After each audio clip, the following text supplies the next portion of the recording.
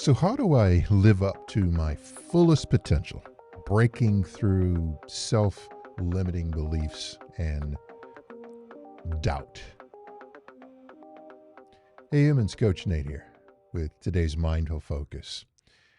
Today, we're going to talk about unlocking your fullest potential, living up to it, and overcoming the limiting beliefs and self doubt that prohibit us from being the best version of ourselves, the person that we want to be, the one that you want to be yourself. So let me ask you, where do your beliefs come from? Where or potentially come from? Where's the core, where's the foundation of that belief? Where was it created? And then what factors, these are questions to ask yourself, influence those beliefs? Was it your environment growing up? Was it people around you? Was it a teacher, someone at work, a boss, someone you're in a relationship with?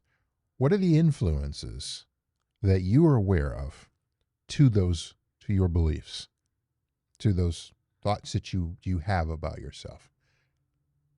Very important questions to ask. Are they ones that you've come up with on your own?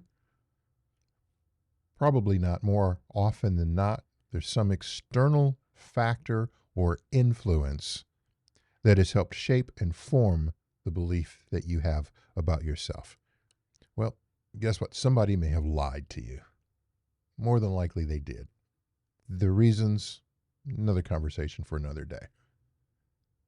Probably happened.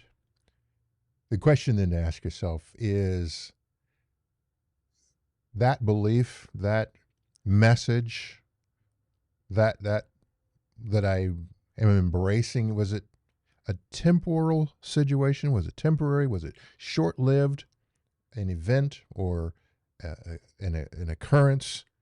Was it an environment that you were in and are no longer in? More often than not, again, it stems from something that occurred in the past, some behavior, some event, some interaction in the past that influences, almost controls our beliefs about ourselves today. Thankfully, yesterday ended last night. And even if it was true then, question is it still true now? Even if it was persistent, continual, then does that mean that right now, in this moment, in this very present space, that it is still true? Questions to ask yourself.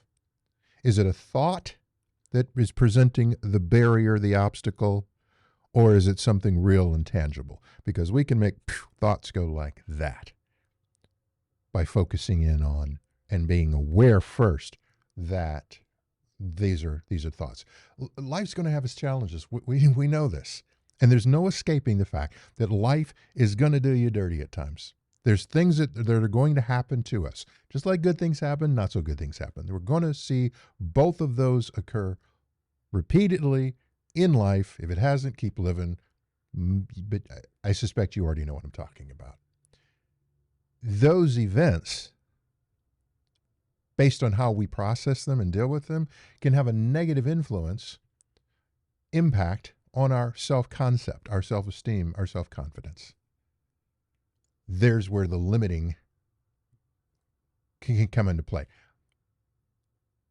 Something bad happens, and then you begin to tell yourself, well, I don't think I can fill in the blank. I'm not sure I'm able to. There's some worst case scenarios there. I'm no good. I don't have value. I'm worthless. I suck. Please don't say those things to yourself. Our minds will try to lie and trigger those thoughts. They're lies. They're flat out, ball-faced lies. This brain, this mind, that what we're capable of, even again, if it were absolutely 100% true yesterday, that does not mean it will be true today and going forward. You have more influence over that and control over that than even yesterday did. So in terms of the let go, live now, when, the how to. We are best served when we gain awareness around what are these limiting beliefs and thoughts that we have. Become aware and then acknowledge them. You could say to yourself, I feel this way because when I was in grade school, teacher said, and I believed it. Teachers can be wrong, even though they're teaching. Fortunately, many are good. But that does not determine your fate and your future. I was at work and my boss told me I was an idiot. Well, he could have had a bad lunch, or he could be in a bad relationship, or he could have had a bad childhood. None of that has anything to do with you other than you were the person that he could put down that day so he could feel better, less worse about himself. When we become aware and acknowledge what is the factor that's causing the limiting beliefs, then that allows us to challenge them. Are these truths? Do I believe it? Do I know it to be true? Or is it somebody's opinion? And, as it said, everybody has an opinion, and opinions are like rear ends, right? Everybody has one. Some are big, some are small, some are loud, and some just plain old stink. Separate the truths from the opinions, views of others to understand what is real and what is perceived, what we think based on what others want to say or input based on their own self-limiting. If they don't feel they can achieve it, many times they don't want you to. And that may be the whole underlying reason for saying to you what they said that caused you to limit. Now, it could be that, well, I tried and it didn't work out. Yep, could happen. Maybe you did 10 times. That is not to say that on the 11th attempt, it won't work out. It is also not to, one of the other things that we can take away from that is in our trying, we may be learning of this may not be the path, but there's another better path that I'm supposed to be on, or what I'm supposed to be doing, or I'm learning in this process of trying and not yet achieving how best to get to where it is that I want to go to. And where I want to go may evolve in the process. I don't know of anybody who's achieved everything they wanted to in the first try without resistance. If that's the case, it was too easy and really wasn't worth it.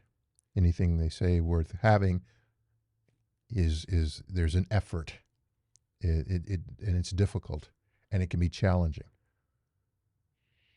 So in that instance, if you have tried, and we'll use the adjective failed, not you, but it didn't turn out as you had hoped. And then that causes you to say, well, I don't know that I can. I don't know that I should. It didn't work then, so why bother? But I want to do this. And a fear can hold us back. When we find ourselves facing that fear, what if I fail? What if it doesn't succeed? What if it doesn't happen? Well, play that scenario all the way out. Play it out.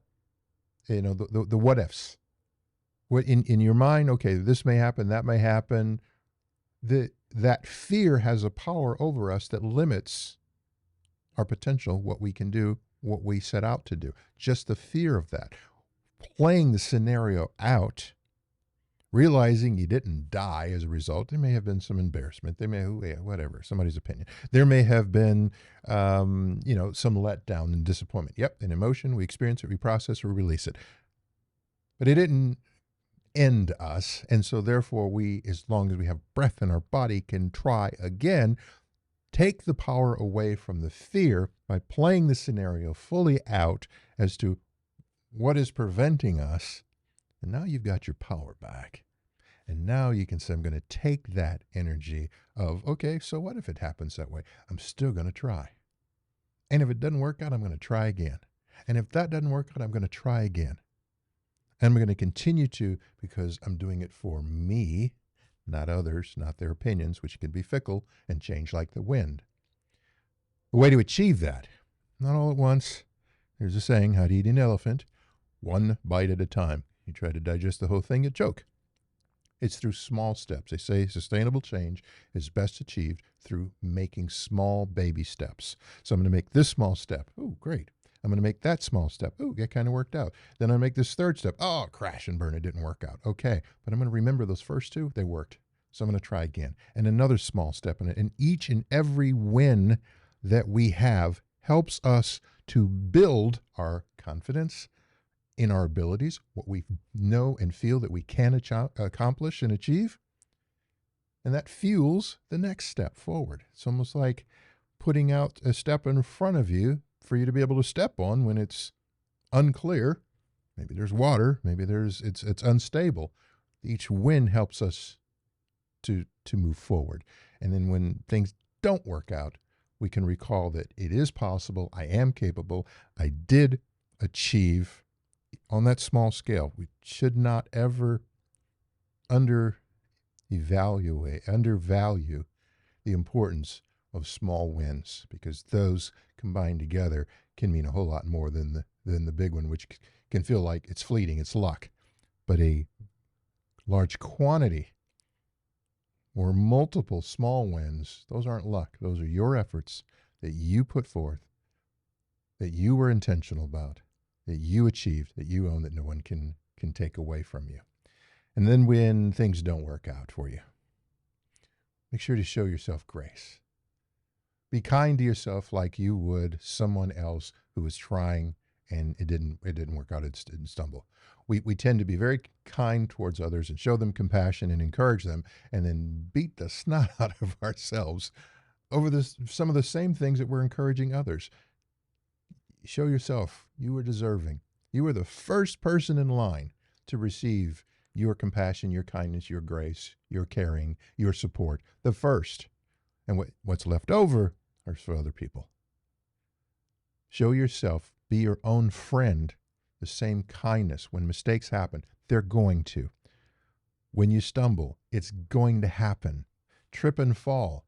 Yes, help you pick yourself back up to continue for. It will take time. It will take practice. But anything worth having is worth working for. What you own is the effort to continue to try in spite of, no matter.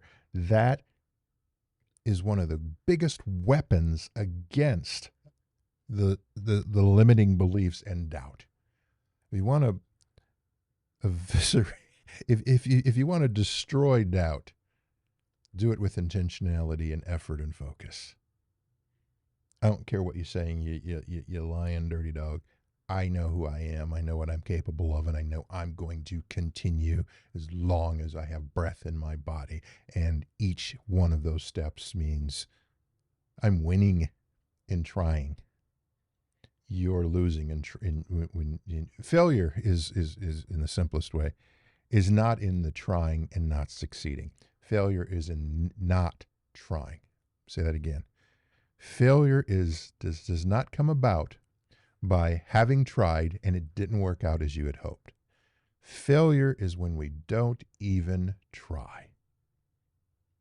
So if you want to blow up, overcome self-limiting beliefs and self-doubt, do it with effort.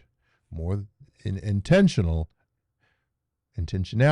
is a starting point, but putting forth the effort in spite of, and again, very small steps. And then one of the ways to help you achieve that is to know your why. Why am I doing this? Why is this important to me? Why does this matter? If you're doing it for somebody else and you don't really want to, it's not you, that can be challenging. And those doubts and self-limiting beliefs can often smother our efforts when we don't own it. We're not really into it. It's not who we are. It's somebody else. But when you know yourself and what you think about, what you go to sleep thinking about, what you wake up thinking about, what is important to you, what you value, and it's not going to cause harm to others, that it is a benefit, and you know yourself, you know your why, and another way to defeat the lying voices in your head that tell you you can't, because your response to that is, how are you telling me I can't do something that I am? How are you telling me that I cannot be who I am? You see how powerful that is? Then you know it's a lie. You know it's not truthful. Do not tell me I don't exist. I'm here. Don't even have to pinch myself. I know. Again, those are tools to annihilate the limiting self doubt and beliefs. It's a way to quiet the voices that are in our heads, the voices that you're not cosmic, but we talk to ourselves quite often. And when you're talking to yourself, sometimes you're being kind and sometimes you're being not so kind. And we want to quiet those not so kind voices. We want to let them know that we live here. We know who we are. We know what we are capable of. You know who you are. You know what you're capable of. You know what you can overcome and will. Having that slices through self-doubt and limiting beliefs like soft butter. You got to pick up the knife. You have to make the effort, but you can cut through it by knowing who you are and what you're capable of. Just sharing some insights with you. Feel free to try it or toss them. Both of those answers can be correct answers. Which one is something only you get to determine for yourself. If you like this content, please do feel free to give a like and a follow. Hit the notification bell so you know when I post additional content like this. And if you know somebody that could benefit from it, please share it with them so they too can be helped in their journey for mindfulness and well-being. And above all, always remember to let go, live now, and win.